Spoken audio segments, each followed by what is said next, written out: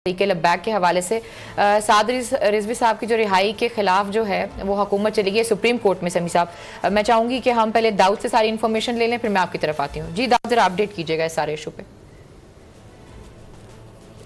मैं आपको हाफिज साद रिजवी साहब के मामले पे अपडेट करता हूं, लेकिन अगर आपकी इजाज़त हो तो सिर्फ डॉक्टर अकीब खान के ऊपर एक अपने जज्बात का इजहार करना चाह रहा था। देखिए, ये पाकिस्तान की तारीख है। मैं कल का अपने आप को ना एक मुनाफिक पाकिस्तानी जो है वो महसूस कर रहा हूँ, क्योंकि 2004 से लेके आज तक मैंने जो है वो डॉक्टर अब्दुल कदीर खान की नज़रबंदी के ख़िलाफ़ कोई आवाज़ नहीं उठाई, और आज जब वो इंतकाल कर गए तो मैं बड़ा अफसोस का इजहार कर रहा हूँ। मेरे समेत हर वो शख्स पाकिस्तानी जो है वो मुनाफिक है जो डॉक्टर अब्दुल कदीर खान साहब के इंतकाल के ऊपर तो जो है वो अफसोस का इजहार कर रहा है, लेकिन उसने 2004 से लेकर 2021 तक कोई अमली कदम नहीं उठाया, चाहे वो कोई सियासतदान है, दानिशवर है, सहाफ़ी है या कोई भी है। और दूसरी बात, ये निसाब में जो आप बात शामिल करने की जो बात कर रहे थे मेरे बड़े भाई हारिस नवाज साहब, ये पाकिस्तान का अलमिया चेक कर रहे हैं कि आज तक कायदे आज़म के ऊपर थीसिस करने के ऊपर पाकिस्तान के अंदर पाबंदी है। उनकी बहन को हमने गद्दार करार दे दिया, और आप ये तवक्को करें कि इस रियासत से आप अपने मोहसिन पाकिस्तान डॉक्टर अब्दुल कदीर खान की जद्दोजहद पर मबनी निसाब जो है वो शामिल करेंगे, तो ये बात मुझे बिल्कुल इसके ऊपर यकीन है, और ना ये पाकिस्तान जैसे मुल्क में ये हो नहीं सकता। अब चलते हैं हाफिज साद रिजवी साहब के मामले के ऊपर। देखें, हाफिज साद रिजवी साहब को पंजाब के जो नज़रसानी बोर्ड था उसने उनकी 3 MPO के तहत नज़रबंदी जो है वो कलअदम करार दे दी। उनको कहा फौरी तौर के ऊपर रिहा किया जाए, लेकिन उसके बाद हुकूमत ने उनको इंसदाद दहशतगर्दी के कानून के तहत जो है वो 3 माह के लिए नज़रबंद कर दिया। फिर उसके बाद वो नज़रबंदी जो है वो लाहौर हाई कोर्ट में चैलेंज हुई, तो लाहौर हाई कोर्ट ने उसको बिल्कुल थॉरली थ्रैश आउट करने के बाद गैर आइनी और गैर कानूनी करार देकर कलअदम कर दिया। अब हुकूमत ने उसके खिलाफ सुप्रीम कोर्ट में अपील तो दायर कर दी है, लेकिन ये हुकूमत जो है इस बात से ये भूल गई है कि ऐसी कोई ग्राउंड नहीं अपनी अपील में सुप्रीम कोर्ट में दायर करने के लिए हुकूमत ने लिखी जिसकी बुनियाद के ऊपर ये दावा कर सके कि आप किस बुनियाद के ऊपर हाफिज साद रिजवी की नज़रबंदी जो है वो रखना चाहते हैं। क्योंकि एक फैसला नहीं, दूसरा फैसला नहीं, 3 फैसले हैं हाफिज साद रिजवी की जो है वो उनके हक में। तो हुकूमत के पास अगर कोई जवाज़ होता तो वो 3 फोरम्स के ऊपर उसको एग्जॉस्ट कर लेती, लेकिन अब ये शायद हुज्जत पूरी करने के लिए कोई इसके पीछे क्या बदनीयती शामिल है, ये समझ से बालातर है कि हुकूमत क्यों जो है वो सुप्रीम कोर्ट में गई है जब 3 फोरम्स के ऊपर वो अपना मुकदमा जो है वो हार चुकी है। जी समी साहब, देखिए बात ये है अलीना, ये बड़ी अच्छी आखिरी बात कही है कि बदनीयती के अलावा ये क्या हो सकता है। हाफिज साद रिजवी साहब गिरफ्तारी को अब कितने महीने गुजर गए, हमने नहीं देखा तहरीक लब्बैक के लोगों ने आके कोई सड़कों पर एहतजाज किया हो। इंतहाई पुरअमन लोगों की तरह वो हर पेशी पर आते हैं, हर जेल के बाहर भी वो जमा होते हैं। कहीं पर कोई तोड़ फोड़ का वाकया नहीं है, कहीं पर कोई दहशतगर्दी का वाकया नहीं है, लब्बैक के पास कहीं पर कोई असलिया नहीं है, कोई उन्होंने एक तो जो उनको कलअदम करार दे दिया, उन पर इल्जामात लगा दिए, बड़ा ये दिल तोड़ने वाले, दिल दुखाने वाले ये बातें, झूठी बातें, जिस तरह डॉक्टर अकीब खान पर झूठे मुकदमे, झूठी बात, सब कुछ बनाया गया। हाफिज साद रिजवी भी उसी तरह विक्टिम है, नामूस रिसालत की बात करते हैं। मगरब को ये पसंद नहीं है। फ्रांस का सफीर पता नहीं वो कितनी बड़ी चीज बन गया हमारे इन आकाओं के लिए, हमारे इन हुक्मरानों के लिए।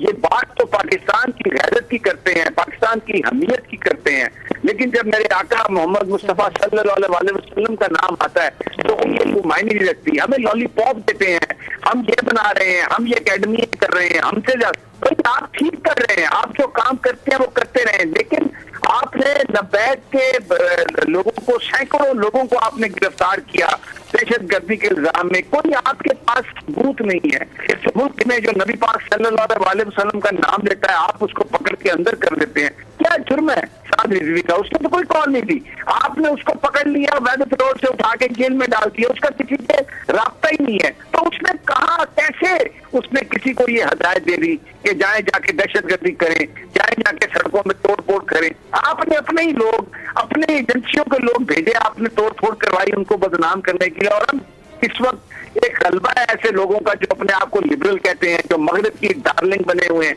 जो न जाने किस किस्म के बयानात देते हैं, वो आगे अंदर रहे और मगरब की खुशनुदी उन्हें हासिल रहे।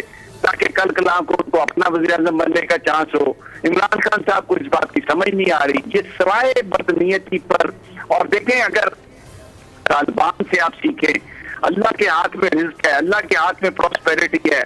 पता नहीं कल पाकिस्तान, अगर हम वो कहते हैं ना कि मोहम्मद मुस्तफ़ा सल्लल्लाहु अलैहि वसल्लम से वफा तूने तो हम तेरे हैं, ये जहां चीज है क्या लहो कलम तेरे हैं। तो जनाब आप अगर सही अंदाज में इस मसले को हल करें, एक दिन हाफिज साद रिजवी को आप जेल में नहीं रख सकते। और ये जो बातें कर रहे हैं दाऊद, तो पूरा सोशल मीडिया पर भी बड़े एक्टिव है इस हवाले से, कहीं पर कोई एविडेंस नहीं है। जब सुप्रीम कोर्ट का रिव्यू बोर्ड ये हुकूमत की बदनीयती देखें, हुकूमत की बदनीयती देखें कि हर फोरम के ऊपर हुकूमत झूठ बोल रही है। हुकूमत ने नजरसानी बोर्ड, वफाकी नजरसानी बोर्ड के अंदर झूठ बोला, जो मटेरियल पेश किया वो सारा झूठा साबित हुआ। एक एक बात को जो है वो नजरसानी बोर्ड ने उड़ा दिया। हाई कोर्ट के अंदर जब ये हाफिज साद रिजवी की नजरबंदी को कंटेस्ट कर रहे थे, वहाँ पर झूठ बोला और झूठ बोल वहाँ पर कंसीलमेंट करके जो है फिर वफाकी नजरसानी बोर्ड चले गए और वफाकी नजरसानी में बोर्ड का में झूठ बोल के फिर वापस आ गए। आज जब लाहौर हाई कोर्ट में हाफिज साद रिजवी साहब को रिहा करने की जब बात हो रही तो वहाँ पर आके आज फिर हुकूमत झूठ बोल रही थी कि हम तो जी मुचलके लेने के लिए तैयार हैं, हम इनके साथ फैसिलिटेट कर रहे हैं।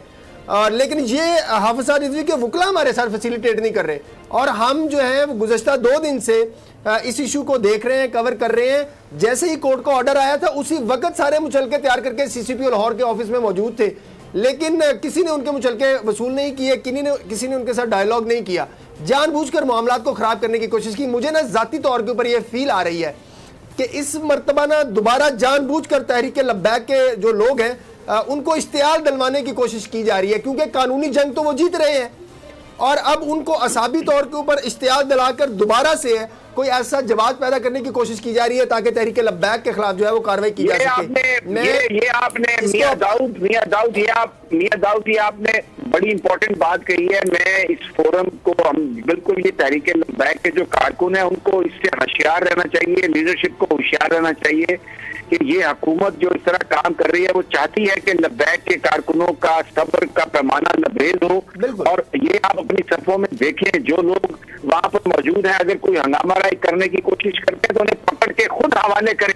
आप पुलिस के, कानून आपके साथ है, अदालत है, आप ये हुकूमत को बेबस कर दें और इस तरीके से बेबस करें कि कानून को हाथ में मत लें। कहीं पर जो कोई आपकी सफों में आके कोई पत्थर भी किसी को फेंकने की कोशिश करे उसको पकड़ के पुलिस के हवाले करे, because it is very important. आप कानूनी जंग तहरीक लब्बैक जीत चुकी है और ये सुप्रीम कोर्ट, मुझे यकीन है, कानून के मुताबिक फैसला करेगी और वो फैसला अल्लामा साद रिजवी के हक में होगा। हुकूमत सबूताज करने के लिए जो मियां दाऊद ने जो बात कही है ये बहुत इंपॉर्टेंट है तहरीक लब्बैक के कारकुनों के लिए, उनके निजाम के लिए, कि वो कानून को हाथ में मत लें, सब्र से काम लें और हुकूमत अल्लामा साद रिजवी को गिरफ्तार नहीं रख सकती।